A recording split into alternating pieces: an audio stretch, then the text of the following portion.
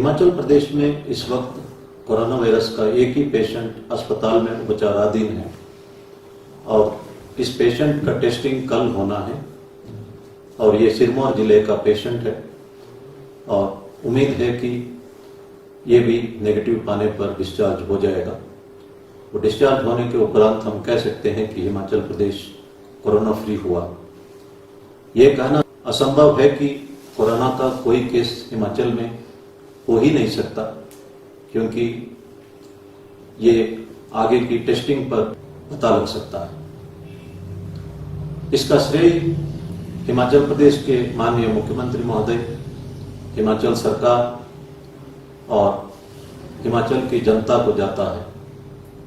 लेकिन पूरा भारतवर्ष में इस वक्त 40,000 से ऊपर केसेस हैं और 1300 से ऊपर लोग मरे हैं। इस कारण से हम सिर्फ ये कह सकते हैं कि we have won the first battle and war is yet to be won. आगे बहुत हमारे सामने चैलेंजेस है, इसलिए पूर्ण रूप से सतर्क रहने की आवश्यकता है। भारत सरकार के आदेश के मुताबिक जो सीनियर सिटीजन्स 65 साल के ऊपर उम्र वाले हैं, जिनको मेडिकल समस्या है, प्रेग्नेंट विमेन और 10 साल के नीचे उम्र वाले बच्चे अनावश्यक बाहर ना निकले। अगर मेडिकल कंसल्टेशन की जरूरत हो तब निकल सकते हैं या किसी अन्य आवश्यकता के अनुसार निकल सकते हैं। ये आदेशों का पालन हम सबको करना है। जो माइग्रेंट लेबरर्स या कोई भी लेबरर जो है कंस्ट्रक्शन काम में इन्वॉल्व है, वो पूरा दिन का काम कर सकता है, क्योंकि उसे पूरा दिन का वेज मिलता है। इसलिए पुलिस अननेसेसरी इन वर्कर्स को ना रोके। हमारे नॉलेज में आया है कि चंबा में एक गाड़ी विदाउट कर्फ्यू पास दिखाए एकदम तेजी से चला और उस पर मुकदमा चलाया गया। पाउंटा साहिब में एक मोटरसाइकिल राइडर को पुलिस वाले रोकने पर वो पुलिस वाले को घसीटते ले गया, इस पर भी मुकदमा चलाया गया। हमें पता होना चाहिए इस वक्त पुलिस वाले डॉक्टर्स, नर्सेस, आशा वर्कर्स समाज के लिए डेडिकेटेड है, अपना व्यक्तिगत समस्या भूल के काम में डटे हैं। इनको सम्मान करना हम सबका फर्ज है। किसी तरह का कानून का उल्लंघन पर हम सख्ती से कार्रवाई करेंगे। देश में एक सर्वे के मुताबिक 2018 में सिर्फ 29.9% लोग, 30% से भी कम लोग पुलिस को पसंद करते थे। आज सर्वे के मुताबिक 69.9% लोग, लगभग 70% लोग पुलिस को पसंद करने लगे हैं। ये संतोषजनक स्थिति है। मैं उम्मीद करता हूं हिमाचल में ये राष्ट्रीय औसत से भी ऊपर परसेंटेज होगी।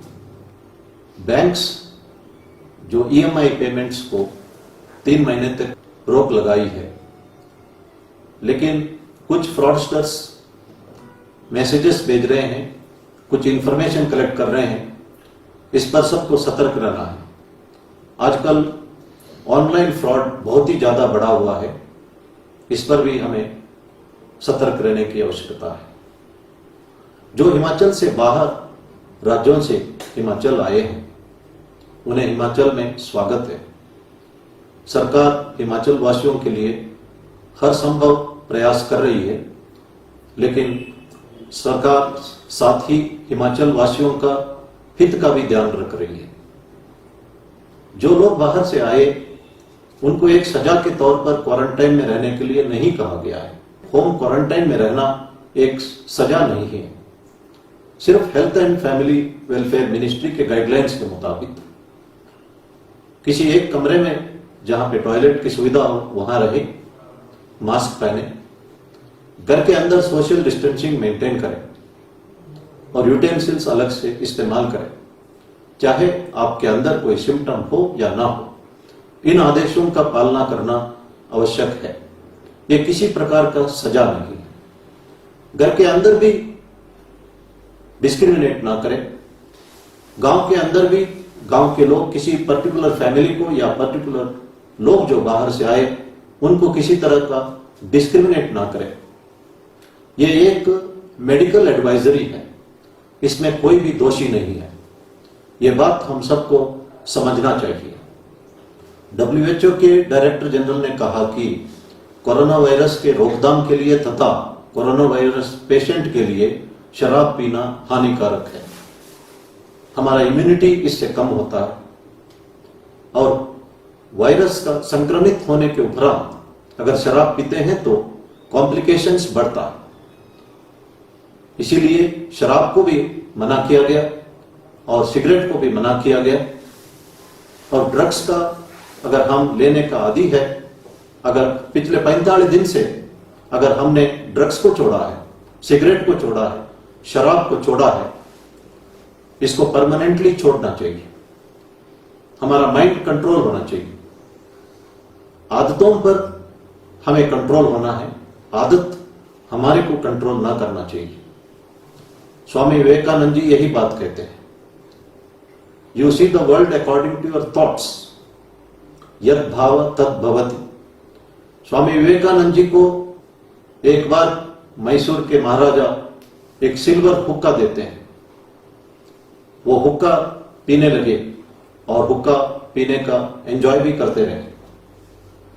एक दिन एक लड़का नौकर उस हुक्का की तरह बड़ा पसंद करते हुए देख रहा था, तो एकदम उन्होंने वो चांदी का हुक्का को उस लड़के को दे दिया और तब से उन्होंने हुक्का का सेवन करना बंद कर दिया।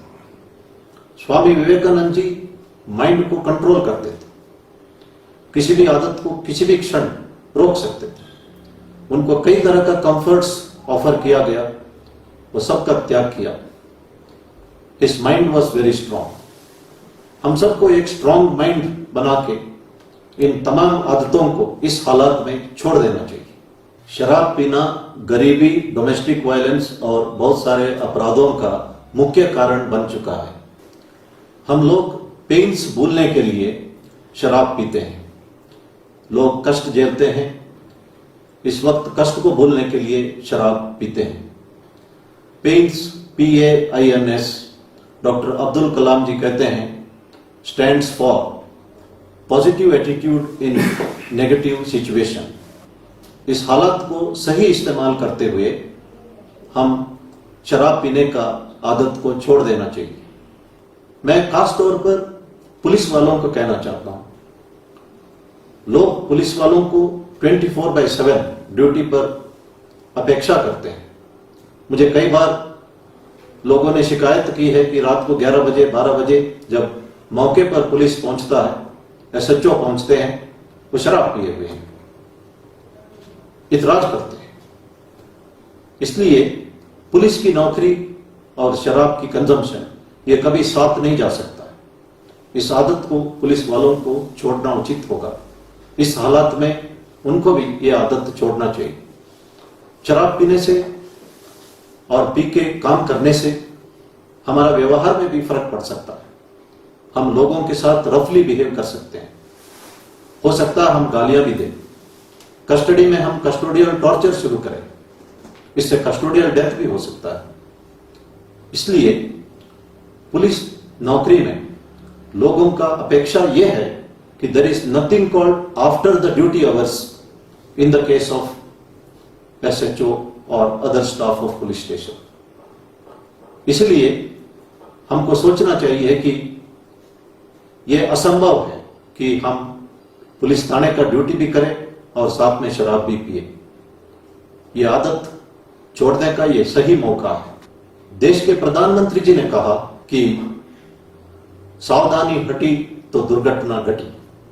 मैंने पहले भी कहा था कि डेनवर का example during Spanish flu, first success के बाद लोग क्लब और पब में मिलने लगे, डांस करने लगे और उसके उपरांत स्पेनिश फ्लू का कहर डेनवर में चला और हाईएस्ट मृत्यु डेनवर में हुई थी।